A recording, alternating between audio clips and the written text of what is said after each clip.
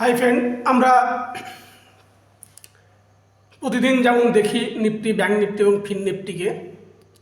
গতকালকে আমি বিশেষ কারণের জন্য আপনাদেরকে ভিডিও দিতে পারিনি। আজকে আবার শুরু করেছি। আজকে দেখেছেন নিফটি একটা সুন্দরভাবে মুভ দিয়েছে।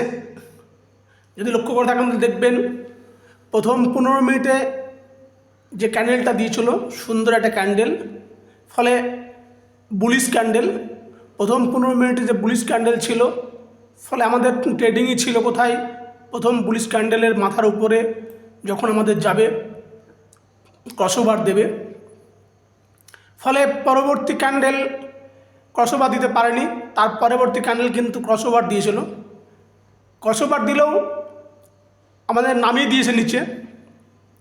অনেকে এখানে একটু লস খাইয়ে দিয়েছিল এই জায়গাটায়। যদি কেউ সঠিকভাবে বুঝতে না পেরে থাকেন তাহলে পরে, কারণ এখান থেকে একটা সেলিং জোন যে ছিল, সেই সেলিং জোনের আওতার মধ্যে এখানে ছিল বলে একটা প্রেশার ক্রিয়েট হয়েছিল। কিন্তু পরবর্তীতে আবার নিফটি পূর্ণাঙ্গ এন্ট্রি দিয়েছে এবং নিচে নেমে এসেছে, আবার উঠেছে, আবার নেমে এসেছে এবং আবার উঠেছে। ভালো করে যদি লক্ষ্য করেন দেখবেন লোয়ার হাই, মানে low, higher low, higher low and higher low তৈরি করেছে। Higher top, higher top, higher top formation করে করে উঠে গিয়েছে। ফলে মার্কেট একটা পূর্ণাঙ্গ যে আপ ট্রেন্ডেই মার্কেট মুভ করেছে। ফলে নিফটির এই হচ্ছে আজকের নিফটির মার্কেটের ভিউ। ব্যাংক নিফটির চারটা আমরা দেখে নিই। ব্যাংক নিফটি প্রথম 15 মিনিটে বুলিশ ক্যান্ডেল হলেও কোনো দিকেই কোনো ডিসিশন নিতে দেয়নি। পরবর্তী 15 মিনিটের ক্যান্ডেলটাও কোনো ডিসিশনের ছিল না। তারপরে যথারীতি আমাদেরকে রেড ক্যান্ডেল দেয় এবং নামিয়ে দেয়। কোথায় নামিয়ে দেয়?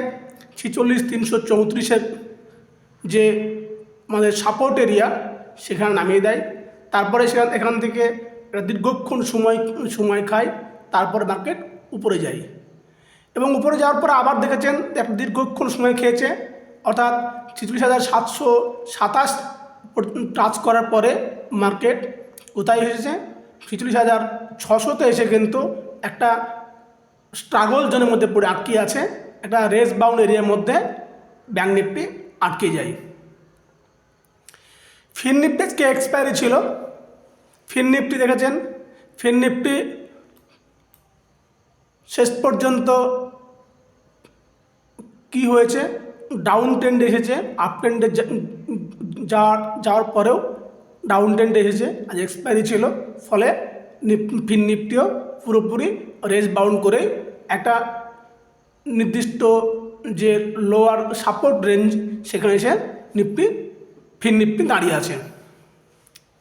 এখন প্রশ্ন হলো, আগামীকাল আমরা নিফটি, ব্যাংক নিফটি এবং ফিন নিফটি নিয়ে কী ধরনের চিন্তাভাবনা করব? আমরা ফিন নিফটি প্রথম দেখে নিই। ফিন নিফটি আগামীকাল পজিটিভ ভিউ আমরা তখনই ধরব, ফিন নিফটি যদি কোথায় করে? ফিন নিফটি যদি পূর্ণাঙ্গভাবে 20,625-এর উপরে বুলিশ ক্যান্ডেল তৈরি হয়, 20,625-এর উপরে, তাহলে মনে রাখবেন মার্কেট বুলিশ এবং সেক্ষেত্রে টার্গেট থাকবে 20,697 ফার্স্ট টার্গেট, এবং সেকেন্ড টার্গেট থাকবে 20,764। তা না হয়ে মার্কেট যদি ডাউন ট্রেন্ড নেয়, অর্থাৎ আজকের যে লো 20,529, তার নিচে পূর্ণাঙ্গ রেড ক্যান্ডেল দিয়ে দেয়, তাহলে মনে রাখবেন ফিন নিফটি কোথায় চলে আসবে? 20,443, এবং পরবর্তী টার্গেট থাকবে 20,353-র কাছাকাছি। এই হচ্ছে ফিন নিফটির আগামীকালের ভিউ। আমরা ব্যাংক নিফটিও দেখে নিই। ব্যাঙ্ক নিফটি 46,600 একটা স্ট্রাগল জোনে আটকে আছে, অর্থাৎ 46,727 উপরে যদি পূর্ণাঙ্গ বুলিশ ক্যান্ডেল, এই ধরনের বুলিশ ক্যান্ডেল তৈরি হয়ে যায়, তাহলে মনে রাখবেন যে মার্কেট বুলিশ থাকবে এবং সেক্ষেত্রে টার্গেট থাকবে 46,971 পর্যন্ত, 46,971 পর্যন্ত। তা না হয়ে মার্কেট যদি আবারও রেড ক্যান্ডেল দিয়ে এর নিচে চলে আসে, অর্থাৎ 46,530-এর নিচে চলে আসে এবং পূর্ণাঙ্গ রেড ক্যান্ডেল দিয়ে দেয়, তাহলে মনে রাখবেন 46,334 ফার্স্ট টার্গেট এবং সেকেন্ড টার্গেট হবে 46,036। এই হচ্ছে ব্যাঙ্ক নিফটি। আমরা নিফটিকে একবার দেখে নিই। নিফটি আজকে একটা সুন্দর সেট আপ তৈরি হয়েছে বলা যেতে পারে। তা সত্ত্বেও নিফটি আমরা বুলিশ তখনই গণ্য করব যখন আজকের যেটা হাই অর্থাৎ 22,218 টাকা এর উপরে যদি পূর্ণাঙ্গ গ্রিন ক্যান্ডেল তৈরি হয়, সেক্ষেত্রে মনে রাখবেন 22,265 এবং 22,297 এই দুটো হচ্ছে আমাদের আপ মুভে আপের দিকে আমাদের টার্গেট। তা না হয়ে মার্কেট যদি আবার নিচে চলে আসে, অর্থাৎ 22,138-এর নিচে মার্কেট চলে আসে, তাহলে মনে রাখবেন মার্কেট আবার ডাউন ট্রেন্ড শুরু হয়ে যাবে এবং সেক্ষেত্রে টার্গেট হয়ে যাবে কোথায় 22,089 এবং এরও নিচে মনে রাখবেন এরও নিচে চলে আসতে পারে, অর্থাৎ মার্কেট চলে আসতে পারে কোথায় 21,955-তে। এই হচ্ছে নিফটি, ব্যাঙ্ক নিফটি এবং ফিন নিফটির আগামীকালের যে ভিউ।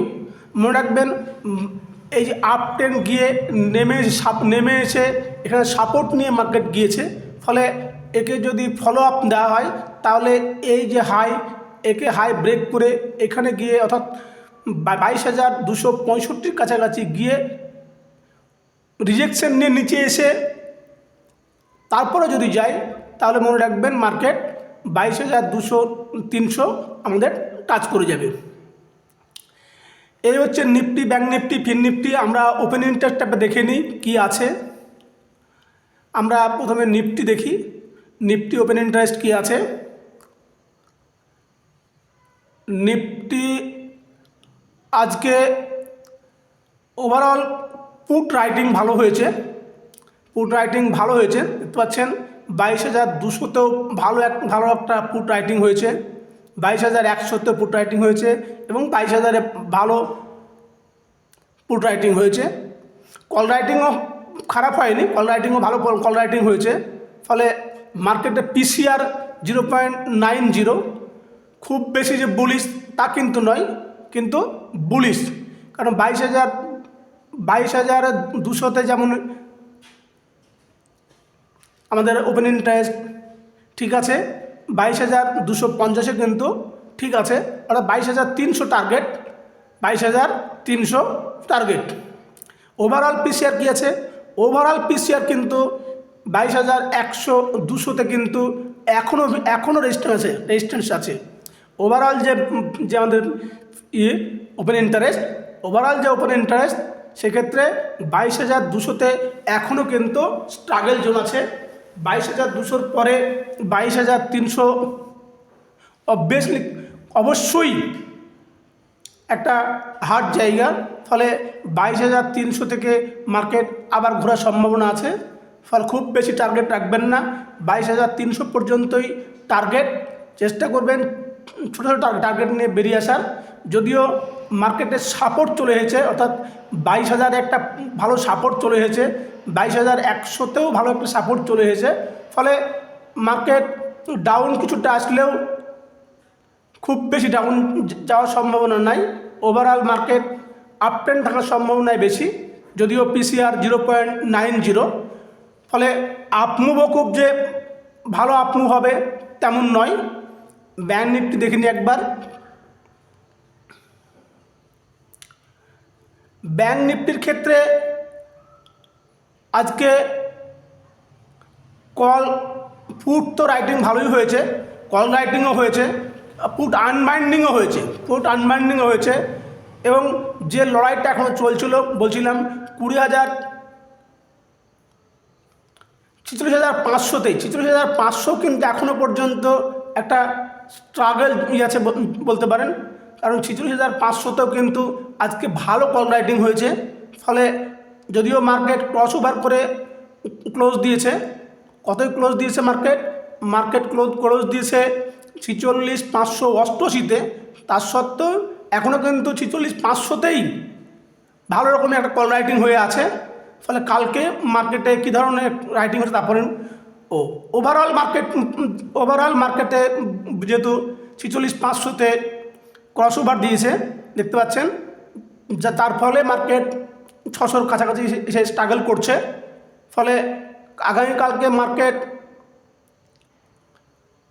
আপ ট্রেন্ড কিছুটা যেতে পারে বলতে পারেন।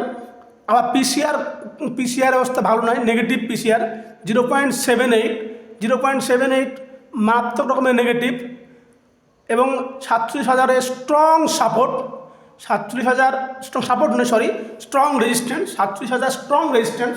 ফলে মার্কেটে ডাটা বিল্ড আপ কালকে না হওয়া পর্যন্তই মার্কেট কিছুটা সাইডওয়েজ বলতে পারেন, কিছুটা মার্কেটে সাইডওয়েজ থাকার সম্ভাবনা আছে।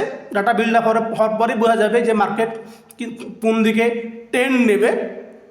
আমরা ফিন নিফটি একবার দেখে নিই,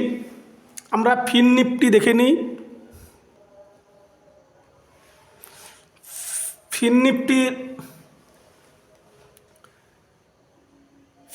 নিফটি আজ তো এক্সপায়ারি ছিল, হয়ে গেছে। আমরা ফিন নিফটির 5ই মার্চ ফিন নিফটি আমরা যদি ওভারঅল দেখি তাহলে ফিন নিফটি 20,600 স্ট্রং রেজিস্ট্যান্স। ফলে মার্কেট খুব বেশি মুভ করার সম্ভাবনা ফিন নিফটিতেও নেই, কিছুটা সাইডওয়েজ মুভমেন্ট বলতে পারেন। এবং পিসিআর 0.75 নেগেটিভ পিসিআর, আর মার্কেটের সেন্টিমেন্ট নেগেটিভ, কিন্তু আপ মুভ দিলেও খুব সামান্য আপ মুভ থাকবে। এই হচ্ছে আগামীকালকে নিফটি, ব্যাঙ্ক নিফটি এবং ফিন নিফটির ভিউ। প্রত্যেকে ট্রেড করার আগে নিজেদের মতো করে অ্যানালিসিস করে নেবেন এবং সেইভাবে ট্রেড গ্রহণ করবেন। এটা কোনোভাবে কোনো রেকমেন্ডেশন বিষয় নয়, সম্পূর্ণ এডুকেশনাল চ্যানেল। ধন্যবাদ।